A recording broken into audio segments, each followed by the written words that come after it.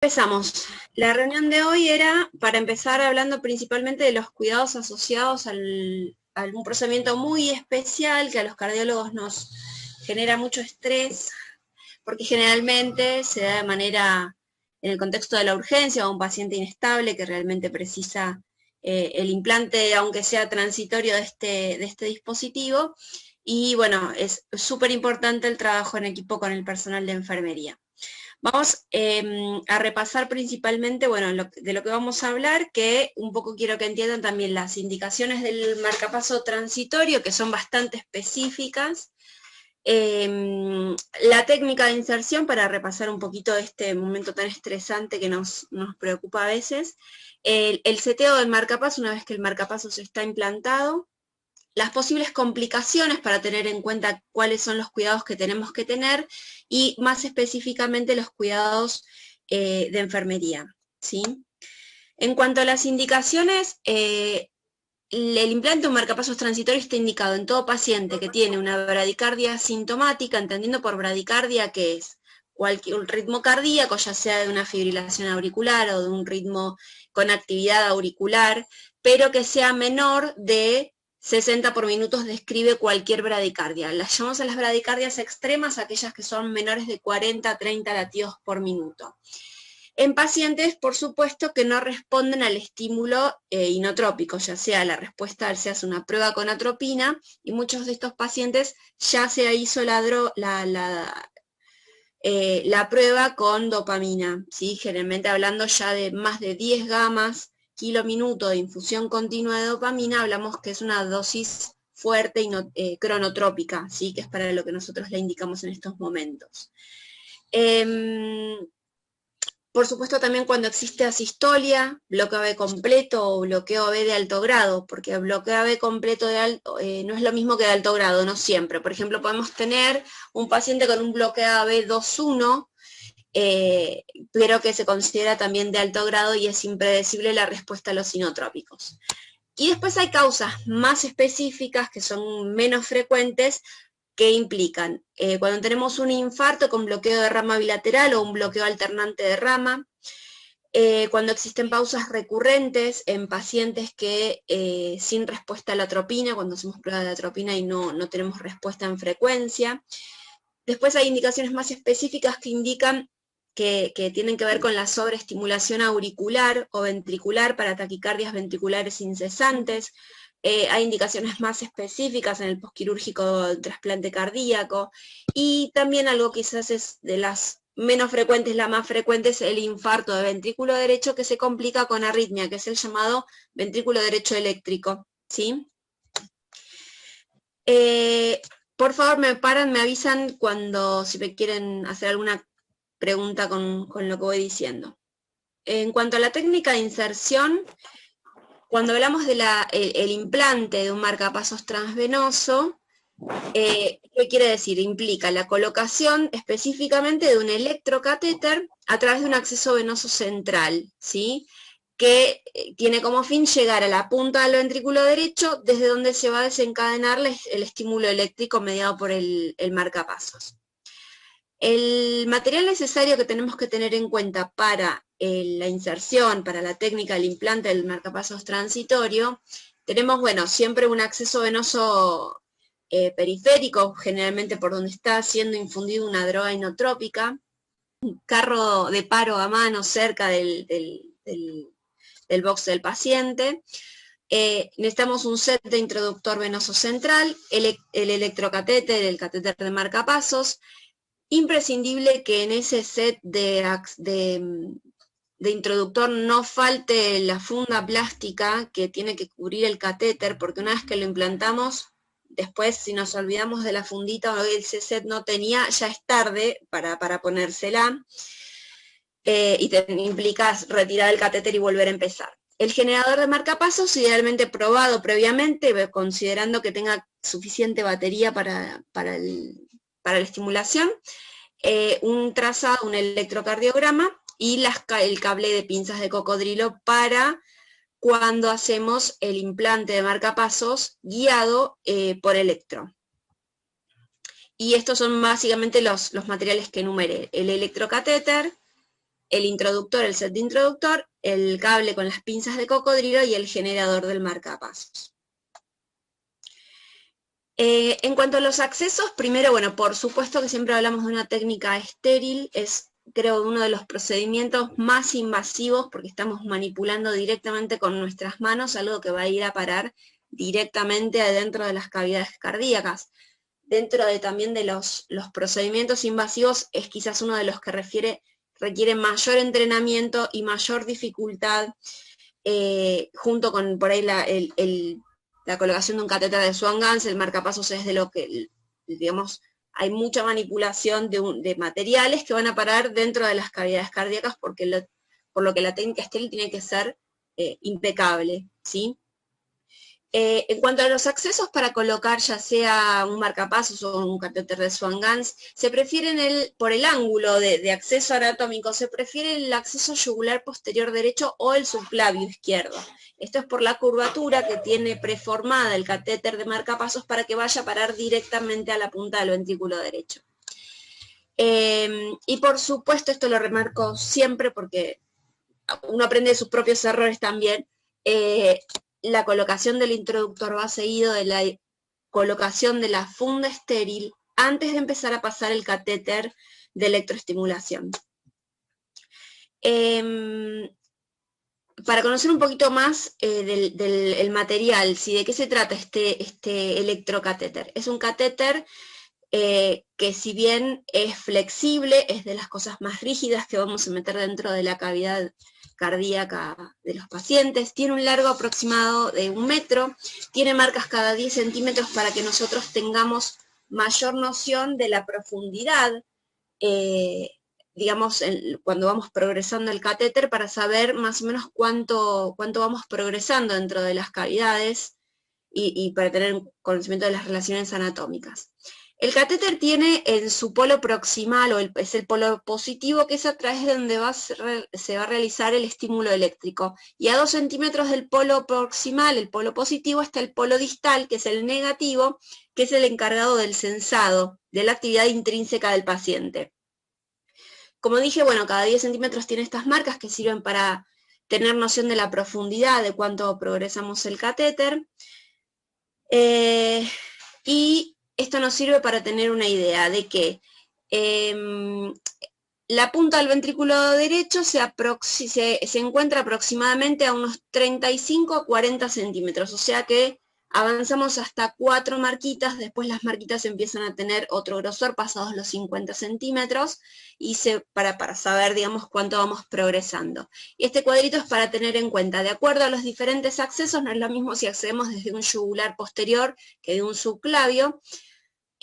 Avanzamos unos 20 centímetros desde el subclavio, por ejemplo, y ya estamos en la aurícula derecha. Si venimos desde la yugular interna, son unos 20 centímetros aproximadamente, ¿sí?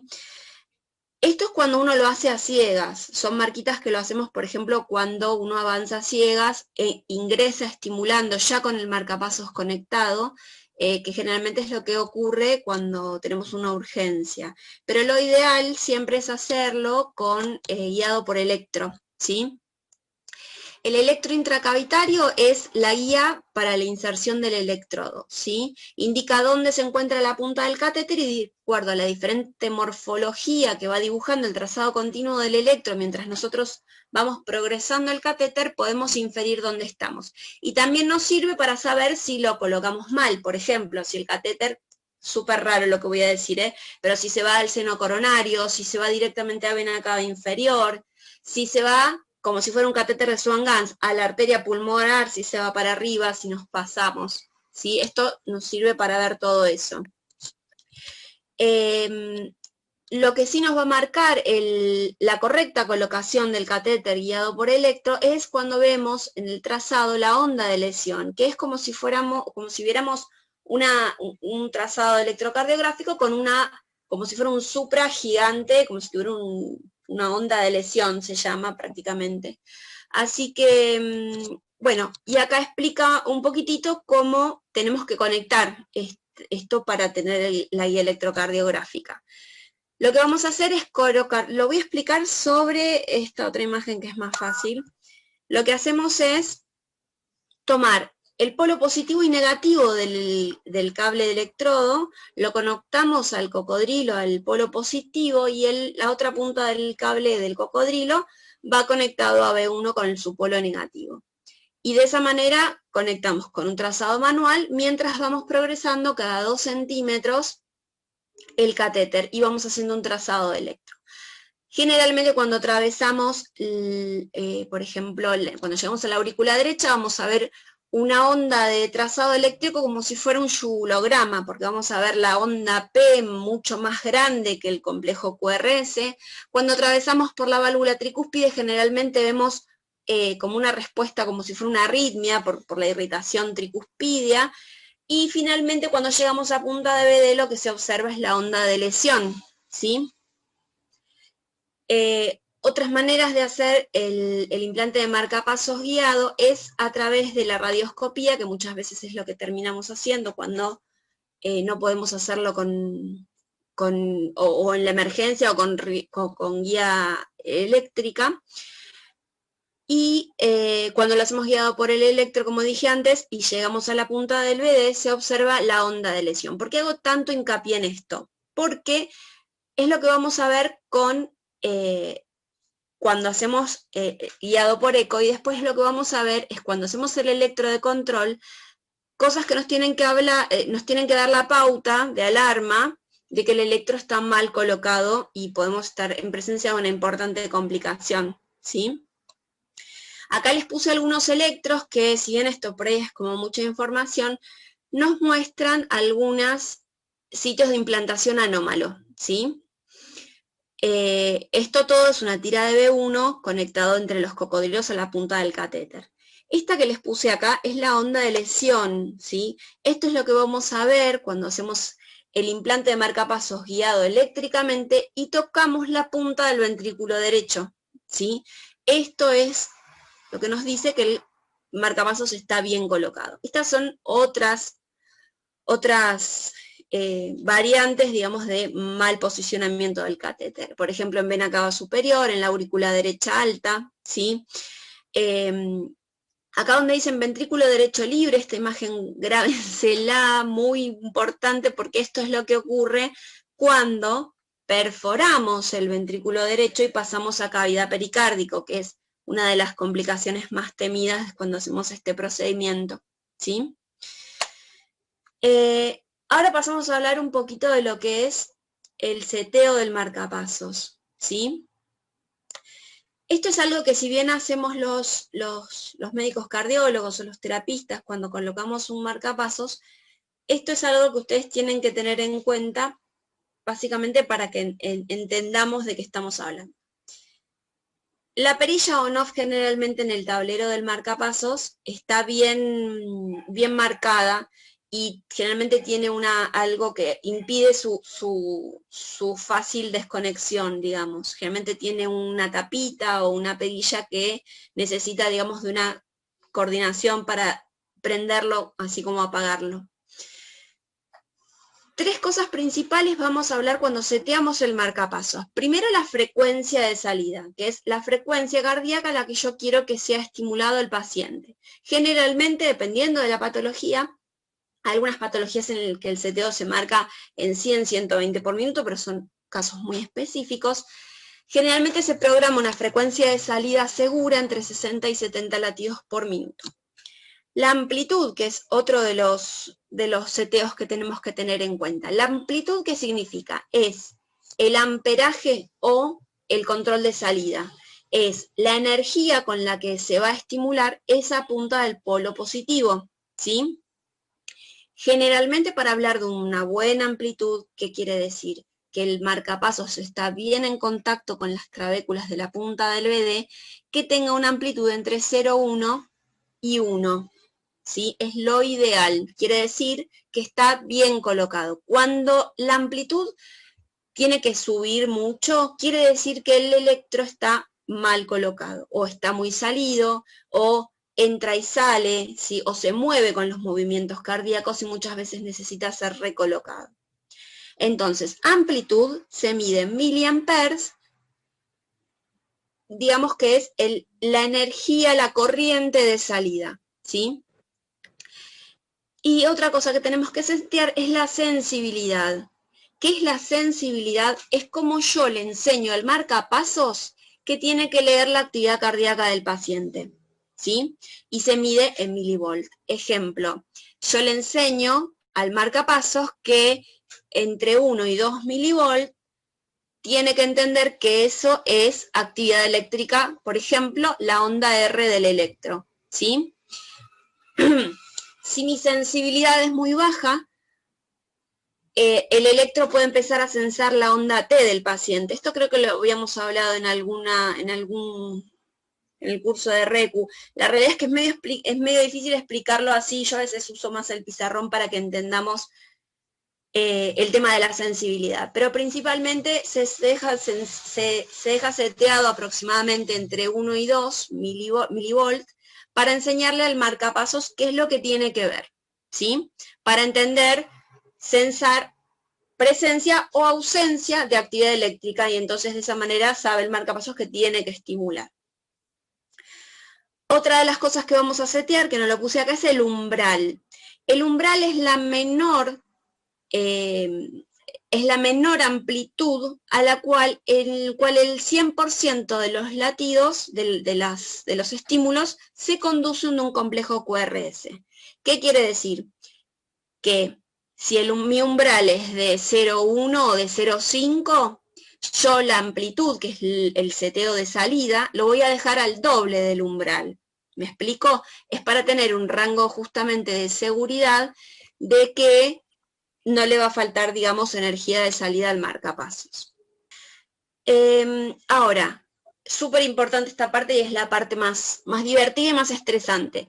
¿Cómo sabemos si el marcapasos quedó bien posicionado? Principalmente vamos a mirar la pantalla del monitoreo. Vamos a ver que la generación de impulsos eléctricos son conducidos de un complejo QRS y por ende también de la onda de pulso del saturómetro, ¿sí?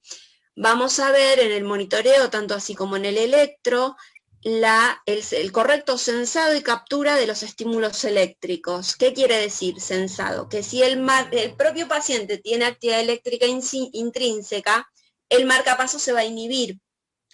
Y una correcta captura quiere decir que el estímulo eléctrico va a ser correctamente seguido de un estímulo cardíaco ejemplificado como un complejo QRS con morfología de bloqueo de rama izquierda con eje de mi bloqueo. ¿Por qué hago hincapié también en esto? Porque la imagen de bloqueo de rama izquierda significa que el cable de marcapasos está correctamente posicionado en la punta del ventrículo derecho. Si por el contrario en el trazado vemos imagen de bloqueo de rama derecha, significa una de las complicaciones también más temidas, es que nos pasamos del ventrículo derecho, perforamos el septum y estamos en el ventrículo izquierdo, y por eso tenemos otra imagen de captura, ¿sí? Como un poco resumiendo esto que dije antes, la morfología del electro sí es otra de las cosas que tenemos que ver. Y, por supuesto, siempre todos estos procedimientos, como ustedes saben, son seguidos de un control radiológico para ver el catéter, el electrocatéter en la punta del ventrículo derecho, ¿sí? Así que queda claro que después de la colocación, después de este procedimiento, vamos a hacer un electro completo de 12 derivaciones, que es lo que nos va a permitir calcular bien el eje y la morfología del complejo QRS, y una placa de tórax, frente y perfil. Muchas veces en internación se hace solo el frente por cuestiones obvias, que nos permitan ver la curva y el eje en donde está colocado la punta del catéter, ¿sí? La placa de tórax, como dije, podemos ver la punta del electrocatéter e indicarnos si quedó bien posicionado, ¿sí? Idealmente en la punta del ventrículo derecho. Hacemos nuevamente el electro de 12 derivaciones y un poco acá escribí todo lo que dije antes, para no redundar. Ver que las espigas en el trazado sean seguidas por un complejo QRS. ¿sí? Que cada espiga se acompaña de un complejo QRS con un ancho de 120 milisegundos, con imagen de bloqueo completo de rama izquierda y eje de mi bloqueo anterior.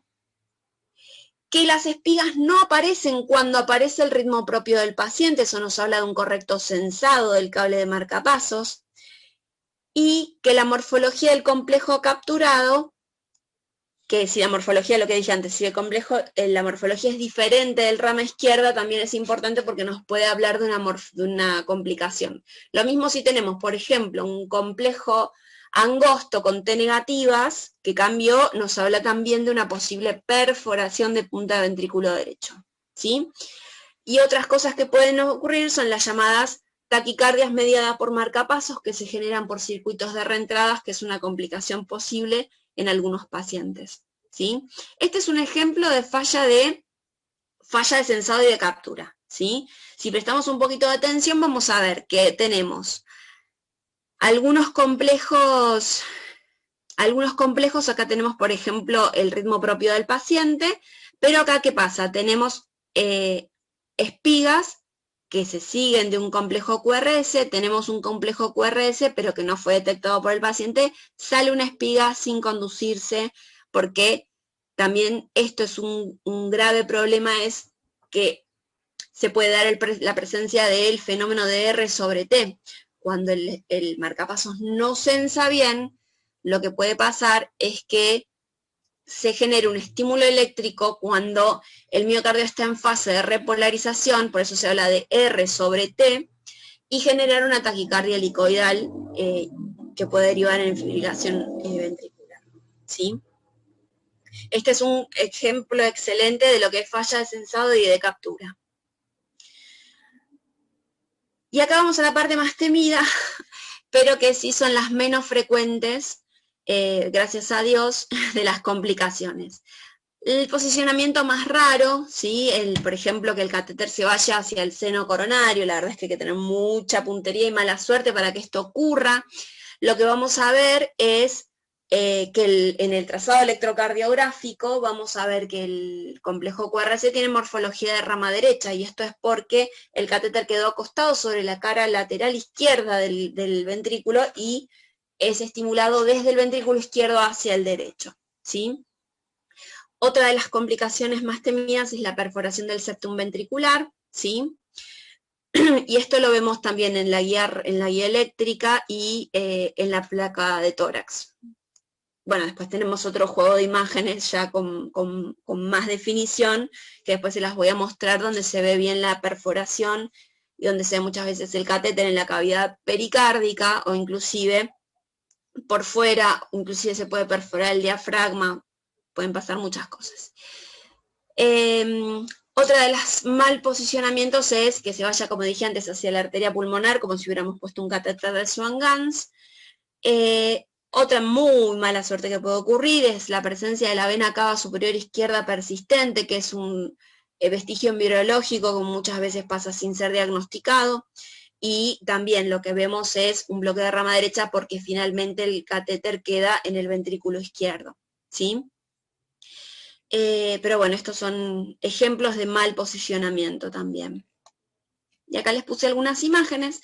La imagen que vemos acá, con la que característicamente se observa una imagen con un aumento del índice cardiotorácico, ¿sí? Que es lo que vemos cuando ocurre una de las complicaciones más temidas del implante de un marcapasos transvenoso, que es el taponamiento cardíaco, la perforación del ventrículo derecho que llena de que se genere un hemopericardio, y de esa manera se van colapsando las cavidades derechas cuando aumenta mucho la presión intrapericárdico hacia el ventrículo derecho, ¿sí? Que esto está acompañado de un cuadro clínico que, por eso es donde nosotros tenemos que estar muy bien informados, muy bien formados y muy atentos a las pautas de alarma precoces cuando se da este cuadro, que es un cuadro clínico, ¿sí? Que tiene una confirmación diagnóstica que la podemos ver en la placa, podemos pedir un ecodoppler, pero la sospecha de este cuadro principalmente es una sospecha clínica. Paciente hipotenso, con deterioro del ritmo diurético y aumento de las presiones venosas centrales, porque asumimos que ya le pusimos un catéter, tiene un acceso venoso central, ¿sí? Así que, aumento de la PVC, deterioro del ritmo diurético en un paciente hipotenso, prender todas las alarmas porque este puede ser el cuadro ominoso en muchos casos que le puede estar sucediendo al paciente. Otra de las imágenes que vemos acá es, como les decía antes, la perforación de la cavidad y vemos el catéter fuera de la cavidad cardíaca, en la cavidad pericárdica, lo mismo en esta imagen de tomografía. Acá les puse otra imagen donde se ve también la punta del ventrículo derecho, la punta del catéter que ha atravesado la cavidad del ventrículo derecho y está inclusive hasta fuera del pericardio, ¿sí? Y acá vamos a la parte donde, acá es donde voy a pedir la ayuda de Giselle, a ver qué otra cosa se les ocurre, porque esto tiene que ver con los cuidados de enfermería, que es lo que nosotros necesitamos como equipo que funcione.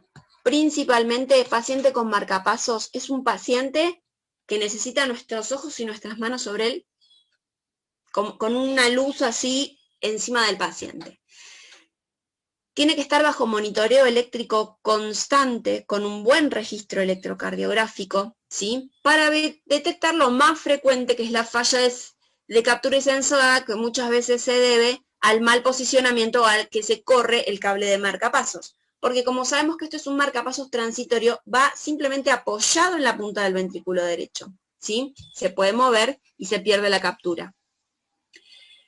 Tiene que tener un control hemodinámico estricto justamente para estar alertas a estos cuadros clínicos catastróficos como puede ocurrir con el taponamiento cardíaco, en el caso de una perforación. El catéter de marcapasos tiene que estar fijado con la funda correctamente colocada en toda su extensión, ¿sí? Tenemos que extremar la inmovilización del paciente, es un paciente que por supuesto no se va a rotar, tenemos que tratar de higienizarlo siempre sin moverlo demasiado porque entendamos la vulnerabilidad de la condición de este paciente, ¿sí? En cuanto al control de infecciones, por supuesto, esto tiene el acceso tiene que estar completamente cubierto y estimando por sobre todas las cosas que la técnica haya sido estéril muy estrictamente. Tiene que tener registros seriados de 2 o 3 electros por día justamente para ver el mal posicionamiento del catéter y para controlar el correcto sensado y la captura del catéter. Y por supuesto, esta es una parte en donde quiero hacer un poco de hincapié, que es el control de la infusión de drogas inotrópicas durante y después del procedimiento, ¿sí? ¿Esto qué quiere decir? Muchas veces son pacientes que tienen...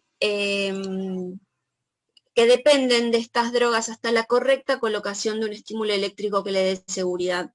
Por lo tanto, tenemos que asegurar la correcta infusión en todo momento durante el procedimiento, ¿sí? Y muchas veces después también, ¿sí? Así que bueno,